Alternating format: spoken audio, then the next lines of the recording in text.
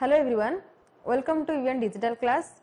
Before going to the today class of computer organization, let me discuss about the previous class concept. So in the previous class we have discussed about the mapping techniques and different replacement algorithms, and in today class we will discuss some other concept of the cache memory.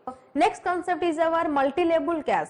As you know, in the memory hierarchy I have already discussed that in the computer system we are having different labels of caches like L1 cache, L2 cache, L3 cache. Okay. So actually why we need this multi-label cache we will discuss in this lecture. So as logical density has increased, it has become possible to have a cache on the same chip as the processor, which I have discussed to you about that the processing speeds of a computer has to be increased. Okay, because in today's life we need multiple instructions has to be executed in a less amount of time. So to have a cache on the same chip as a processor, it increases the processing speed. Okay, and why it will increase and how, that I have already discussed in the previous lecture, so you can go to that slides. Okay. Then next one is our the on chip cache. On chip means the cache on the same chip as the processor resides. Okay. So it reduces the processor's external bus activity and speed ups the execution time, and also it increases the overall system performance. Here you can see the processor's external bus activity means every time when processor needs some instructions or some data from the main memory, it has to go to the main memory, it needs the external bus. Okay, as I have discussed in the concept of the interconnection between processor and the main memory, at that lecture I have discussed that the processor is connected to the main memory by using the external bus, and all the processor components like MR, MDR, IR, PC or the registers, ALU, all of these are connected to each other by using the processor bus, and that is internal to the processor. As cache resides in the same chip as the processor, so there is no need to go to the external bus for the processors. So in that way it will speed up the execution time and also it increases the overall system performance. And then next is our when the requested instruction or data is found in the on chip cache, the bus access is eliminated. Okay, because when the requested information is in the cache, then there is no need to access the external bus. If it is not present in the cache, that means if cache miss occurs, then it has to go to the external bus because it has to fetch that from the main memory. So on chip cache accesses will complete appreciably faster than would even zero wait state bus cycles. Okay, so it gives less wait bus cycles. That means it decreases the waiting time of the processor, and during this period the bus is free to support other transfers. As I have discussed in the single bus organization and also in multi-bus organization, you can see there that the processor is basically depends on the internal bus, or you can say in the memory buses, so that it has to read or write some data into the main memory. So if the cache memory is inside the processor, then there is no need to go to the main memory for every read and write operations. Okay. Next is our, there are two label caches, as we have discussed about the multi-label caches. That means here there are two label caches, and one is our internal cache designed at label 1, that is called as L1 cache, and another one is our external cache designed at label 2, it is called as L2 cache. Okay. Then potential saving due to the use of an L2 cache depends on the heat rate in both the L1 and L2 cache, because L2 cache is called as the external cache and L1 is our internal cache. So, heat rates means if the data, or you can say the instructions which are requested by the processor, if it is present in the caches, then the heat ratio will increase or the cache heat value will increase. So, the potential saving is by using this L2, which depends on the heat ratio of both L1 and L2. And next one is the use of multi-label caches complicates all of the design issues related to cache, including size, replacement algorithm and write policy. The advantages is the heat ratio increases, here you can see, but what is the disadvantage actually? When we are using multi-label cache, that means it complicates all the design issues. And what are the issues? Issues like including size, replacement algorithms, which I have discussed in my previous lectures, and the write policy. Write policy includes the write back protocol or the write through protocol. So, by using two level of caches, you have to design both the caches by including all of these issues which is related to the cache. So, this is the disadvantage. Actually, it is not the disadvantages, but it is the problem which arises during the multi-label caches. But we need to process multiple instructions in a less amount of time, or you can say we have to speed up the execution time, or we have to increase the system performance. So, the multi-label cache is benefited to be used in the computer system. So, in the next concept is our unified versus split caches. Unified and split means it is divided into two parts, or you can say cache memory is divided into two parts. One is for the instruction and one is for the data. But in the unified, there is no division or there is no specific caches for data or for the instruction. There is only one cache and it performs both the operations. But in the split caches, it is divided into two specific caches. One is used to handle the requested, which is related to the data, and other is used to handle the requested, which is related to the instructions, because the processor may request the data or it may request the instructions. Okay. And what is the advantages? Let us see. So, first one is the advantages of unified cache, and here by using this unified cache, the heat rate is increases and it also balances load of instruction and data fetch. And here another most important advantages of this is only one cache has to be designed and implement. In the previous multi-level cache which I have discussed, that to use multiple caches the designs get complicated, but when we use only one cache and it performs both the operations, so the design is simple and the implementation is also simple. But in case of split caches, it eliminates cache contentions between instruction fetch and decode unit and the execution unit. Okay. So, as I have discussed that the instruction fetch and decode unit and the execution unit, which will study in the pipelining concept, so it eliminates that conflict between the different units. So, by dividing the cache into two parts, it increases the performance, or you can say it decreases the problems which arises between these units. Okay.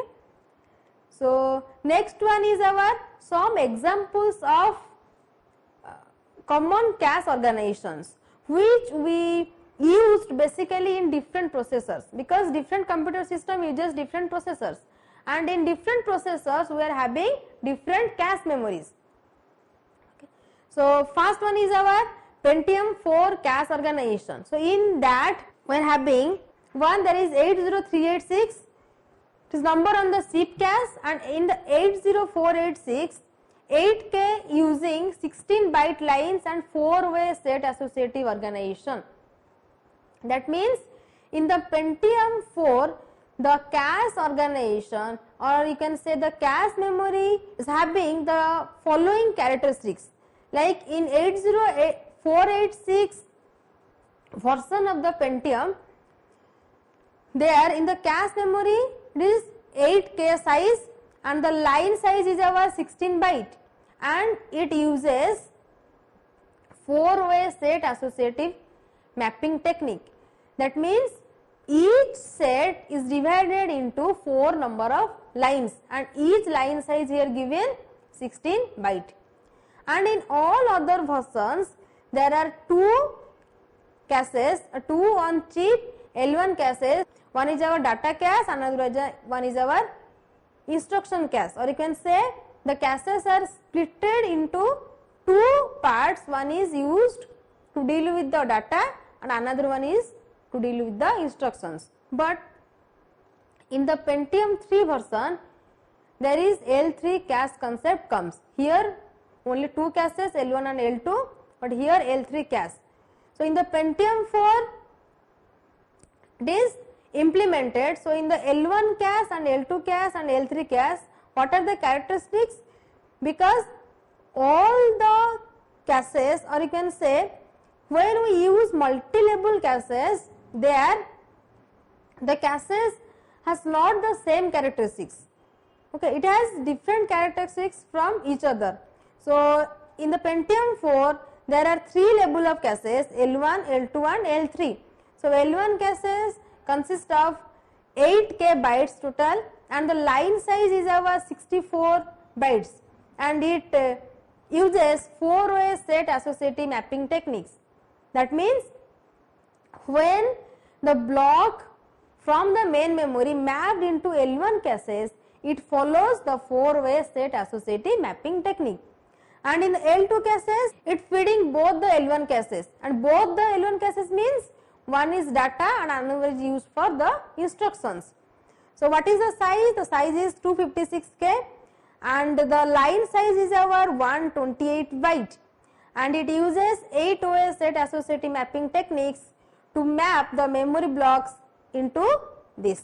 Then another one is our L3 cache, which is on the chip. So this is the organization of cache in Pentium 4. So let's go to another processor, which is Intel. Okay, and you all are familiar with this word Intel, because in many laptops we used the Intel processors, Intel Core i3, Intel i5, like this. So this is some versions of Intel processor, and let's see the evolution. So first one is our, when first Intel cache chip comes, the problem arises is about external memory which is slower than the system bus. So what is the solution of this problem, which is implemented in the processor, or you can say the Intel processor, which is version 386. So the solution is our, by adding the external cache using faster memory technology. And then in the next version another problem arises, which is called as increased processor speed, which results in external bus becoming a bottleneck for cache access. So for this problem, the solution which is implemented in the next version of Intel, that is our 486, and the solution is by moving the external cache on chip and operating at the same speed as the processor, and the that means the cache which is moved into the same chip, and that cache operates at the same speed of the processor. Okay. Then next problem arises is that internal cache is rather small due to limited space on the chip.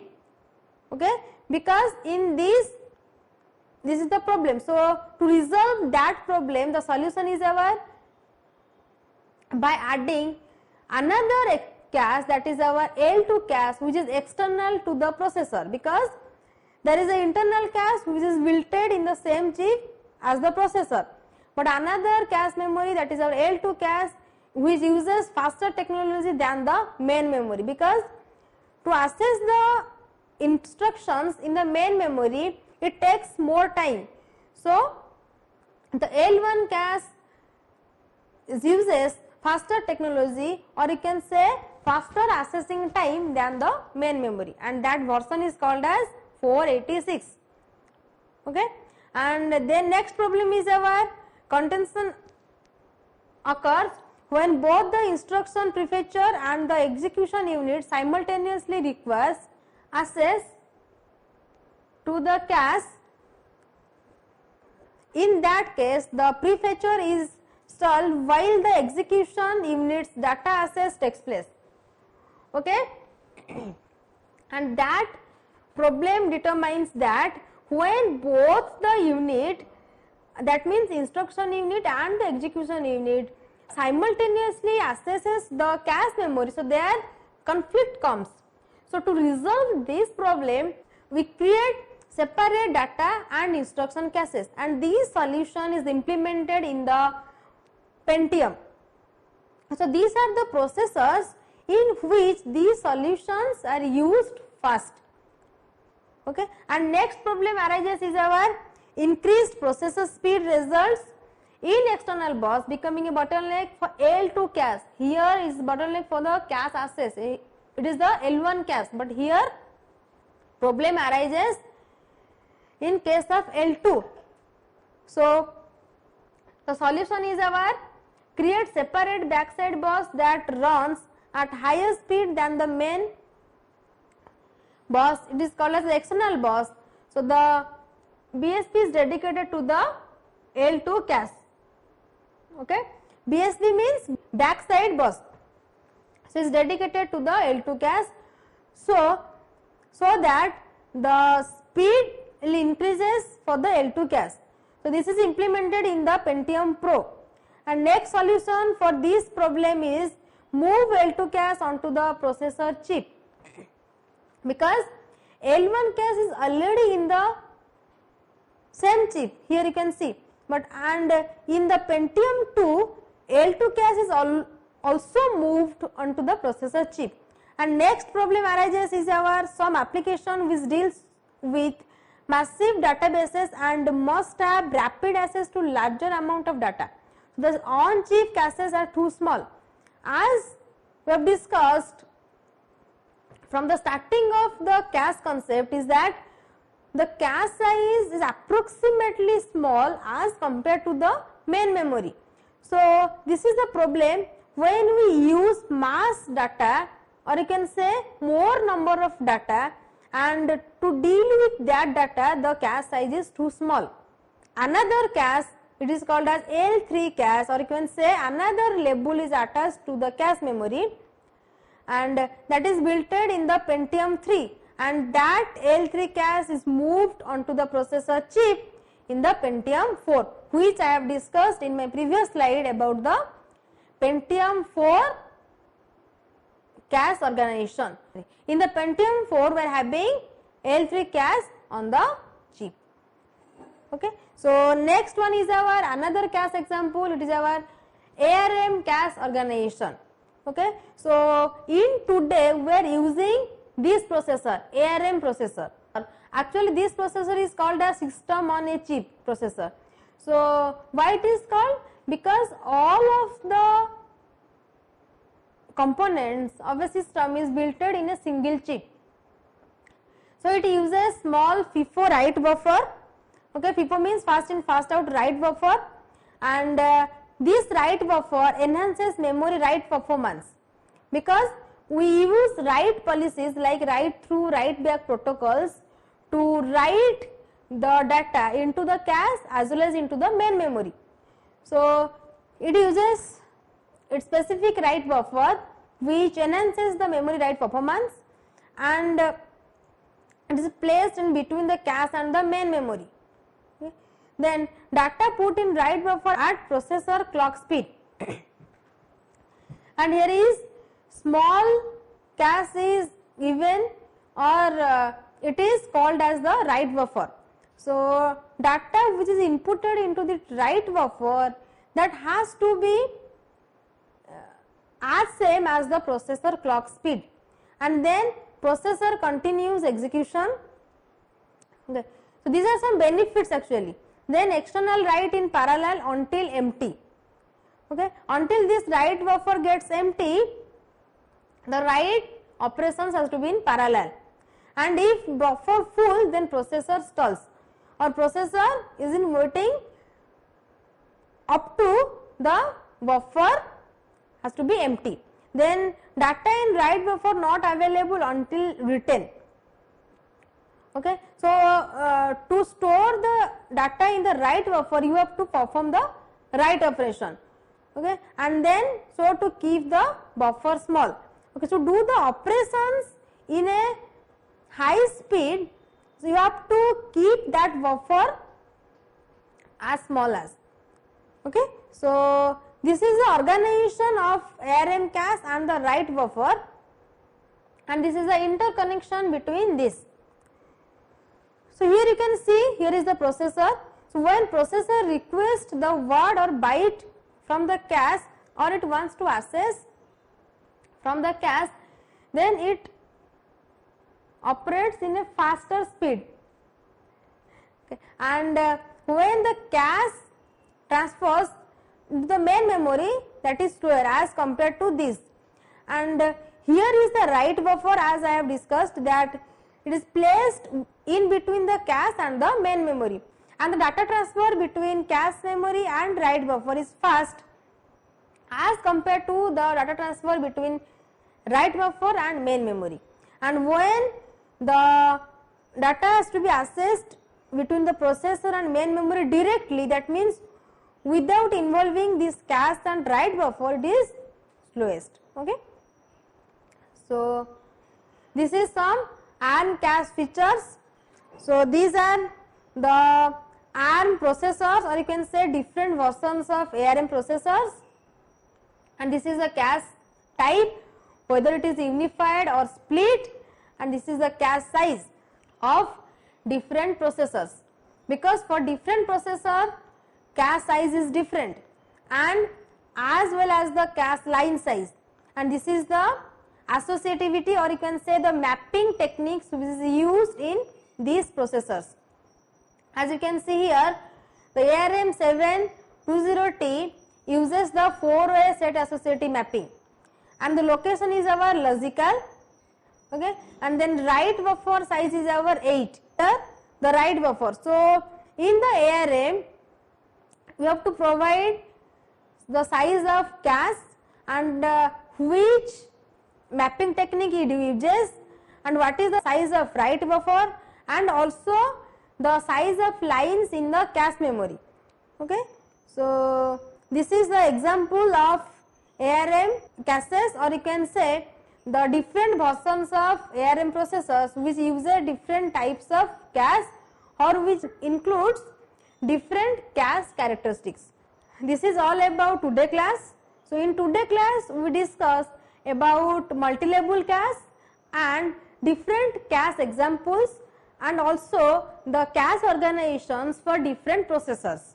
Okay. So in the next class we will discuss some other concept which is related to the cache. Till then, keep watching. Thank you.